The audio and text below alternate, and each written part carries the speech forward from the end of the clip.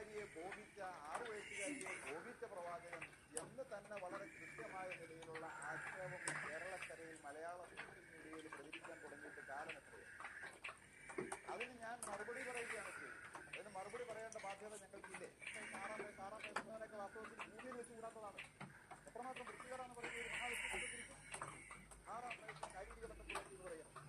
6 വയസ്സിൽ ഏതെങ്കിലും ചരിത്രത്തിലുണ്ടോ? 10 വയസ്സിലാണ്. അതൊരു മര്യാദയാണോ ഉസ്താദെ? 10 വയസ്സിലൊരു പെൺകുട്ടിയെ ലൈംഗികമായി ഉപയോഗിക്കുക എന്ന് പറഞ്ഞാൽ അത് ബലാത്സംഗമാണ്, പീഡനമാണ്, പോക്സോ കേസാണ്, ക്രിമിനലാണ്, ക്രിമിനലിസമാണ് എന്ന് ഉസ്താദിന് അറിയില്ലേ?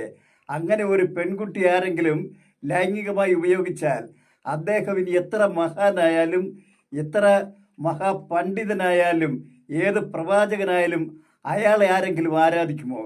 ഇതെന്താ കാമഭ്രാന്തന്മാരുടെ ലോകമാണോ? ഈ ലോകത്തെ ഏതെങ്കിലും ആധുനിക മനുഷ്യൻ അംഗീകരിക്കാൻ കഴിയുമോ? ഏതെങ്കിലും ആധുനിക നിയമസംഹിതകൾ ഇത് അംഗീകരിച്ചു തരുമോ?